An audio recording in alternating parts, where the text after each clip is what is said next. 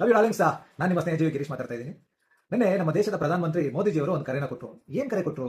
Petrol ಡೀಸೆಲ್ನ ಕಡಿಮೆ use ಮಾಡಿ, public ಟ್ರಾನ್ಸ್ಪೋರ್ಟೇಷನ್ನ ಜಾಸ್ತಿ ಯೂಸ್ ಮಾಡಿ, ಗೋಲ್ಡ್ನ ಆದಷ್ಟು ಒಂದು ವರ್ಷ ಪರ್ಚೇಸ್ ಮಾಡಬೇಡಿ, ಅಂದ್ರೆ ಕಡಿಮೆ ಪರ್ಚೇಸ್ ಮಾಡಿ, ಅವಶ್ಯಕತೆ ಎಷ್ಟಿದೆ ಅಷ್ಟು ಮಾತ್ರ ಪರ್ಚೇಸ್ ಮಾಡಿ, ಇಲ್ಲ ಅಂದ್ರೆ ಮಾಡಕ್ಕೆ ಹೋಗಬೇಡಿ, ವರ್ಕ್ ಫ್ರಮ್ ಹೋಮ್ ಮಾಡಿ, ಆಮೇಲೆ ದಿನನಿತ್ಯ ತಿನ್ನೋ ಆಯಿಲ್ನ ಯೂಸ್ ಮಾಡ್ತಿರಲ್ಲ ಅದನ್ನ ಆದಷ್ಟು ಕಮ್ಮಿ ಮಾಡಿ.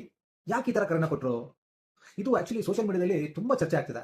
ಆದ್ರೆ ಎಕ್ಸಾಕ್ಟ್ ಆಗಿ ಸಾಮಾನ್ಯ ಜನರಿಗೆ ಅರ್ಥ ಆಗೋ ತರ ಯಾರು ಎಕ್ಸ್ಪ್ಲೈನ್ ಮಾಡ್ತಾ ಇಲ್ಲ.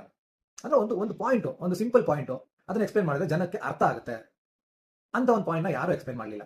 ಸೊ ಹಂಗಾಗಿ ನಾನು ಆದಷ್ಟು ಪ್ರತಿಯೊಬ್ಬ ಚಿಕ್ಕ ಮಕ್ಕಳಿಂದ ಹಿಡಿದು ದೊಡ್ಡವರಿಗೆ ಅರ್ಥ ಆಗೋ ತರ ಒಂದು ಸಿಂಪಲ್ ಆಗಿ ನಿಮಗೆ ಎಕ್ಸ್ಪ್ಲೈನ್ ಮಾಡೋದಕ್ಕೆ ಪ್ರಯತ್ನ ಪಡ್ತೀನಿ. ಅಂದ್ರೆ ಇಂಟೆಲಿಜೆನ್ಸ್ ರಿಪೋರ್ಟ್ ಪ್ರಕಾರ ಇಸ್ರೇಲು ಮತ್ತೆ ಇರಾನ್ದು ವಾರು ಜೋರಾಗೋ ತರ ಇದೆ. ಸೊ ಇದರಿಂದ ಏನಾಗುತ್ತೆ, ಗ್ಲೋಬಲಿ ಕ್ರೂಡ್ ಆಯಿಲ್ದು ಪ್ರೈಸಸ್ ಜಾಸ್ತಿ ಆಗುತ್ತೆ. ಪ್ರಪಂಚದ ಅಂತ ಎಲ್ಲಾ ಕಡೆನೂ ಪ್ರೈಸ್ ಜಾಸ್ತಿ ಆಗುತ್ತೆ. ಇದಕ್ಕೂ ನನಗೂ ಏನ್ ಸಂಬಂಧ ಅಂತ ಕೆಲವು ಸಾಮಾನ್ಯ ಜನ ಗೊತ್ತಿಲ್ಲದವರು ಕೇಳ್ಬೋದು.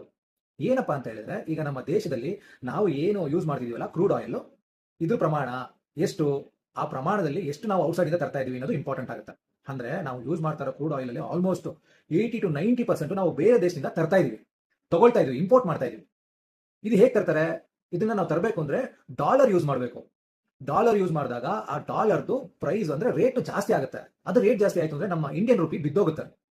ಇದರಿಂದ ಏನಾಗುತ್ತೆ, ನಮ್ಮ ದೇಶದ ಬೆಳವಣಿಗೆಗೆ ಕಾಮ ಬೀಳುತ್ತೆ. ಫುಲ್ ಸ್ಟಾಪ್ ಅಲ್ಲ, ಕಾಮ ಬೀಳುತ್ತೆ. ಅಂದ್ರೆ ಬೆಳವಣಿಗೆ ಡಿಲೇ ಆಗುತ್ತೆ, ತಡ ಆಗುತ್ತೆ, ಅಷ್ಟೇ, ಇನ್ನೇನಿಲ್ಲ. ಈಗ ಹೇಳಿ, ಇದಕ್ಕೂ ಮೋದಿಜಿಯವ್ರಿಗೂ ಏನ್ ಸಂಬಂಧ?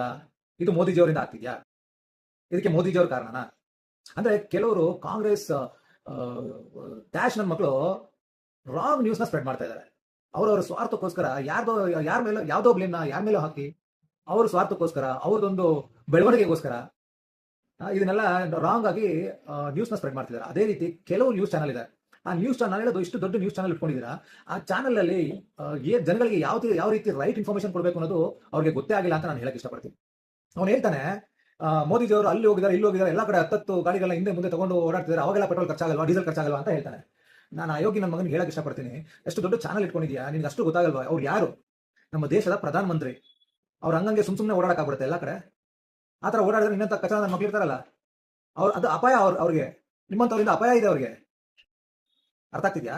ಇಷ್ಟು ಅರ್ಥ ಆಗಲಿಲ್ಲ ನನಗೆ ಅಂದ್ರೆ ನಾನು ಏನು ಮಾಡೋಕ್ಕಾಗಲ್ಲ. ಹಂಗೆ ಆ ತರ ನಿಮ್ಮಂತವ್ರು ಇರೋದ್ರಿಂದ ನಮ್ಮ ದೇಶ ಹಾಳಾಗ್ತದೆ ಅಂತ ನಾನು ಹೇಳಕ್ ಇಷ್ಟಪಡ್ತೀನಿ. ಹಾಗೆ ನಾನು ಆಮೇಲೆ ಇನ್ನೊಂದೇನು ಗೊತ್ತಾ, ಇದು ಇವತ್ತು ಸೋಷಿಯಲ್ ಮೀಡಿಯಾ ತುಂಬಾ ಸ್ಟ್ರಾಂಗ್ ಆಗಿರೋದ್ರಿಂದ ಇವತ್ತು ಇವರು ಬೇಳೆ ಬೇಯ್ತಾ ಇಲ್ಲ. ಯಾಕಂದ್ರೆ ನಾವು ನಮ್ಮಂತವ್ರು ಏನ್ ಮಾಡ್ತಿದೀವಿ, ರೈಟ್ ಇನ್ಫಾರ್ಮೇಶನ್ ನ ಒಂದು ವಿಡಿಯೋ ಮುಖಾಂತರ ಜನಗಳಿಗೆ ತಿಳಿಸುವಂತ ಪ್ರಯತ್ನ ಮಾಡ್ತಿದ್ವಿ. ಹಾಗೆ ನಾನು ಎಲ್ಲ ಸೋಷಿಯಲ್ ಮೀಡಿಯಾ ಇನ್ಫ್ಲೂಯೆನ್ಸರ್ಗೆ, ಯೂಟ್ಯೂಬರ್ಸ್ಗೆ ಹೇಳೋದೊಂದೇ ಮಾತು, ಸತ್ಯವಾದದನ್ನ ಜನಗಳಿಗೆ ಅರಿವಾಗೋ ತರ ವಿಡಿಯೋಗಳ ಮುಖಾಂತರ ತಿಳಿಸಬೇಕು ಅಂತ ನಾನು ಈ ವಿಡಿಯೋ ಮುಖಾಂತರ ನಾನು ಕೇಳ್ಕೊಳ್ಳೋಕೆ ಇಷ್ಟಪಡ್ತೀನಿ.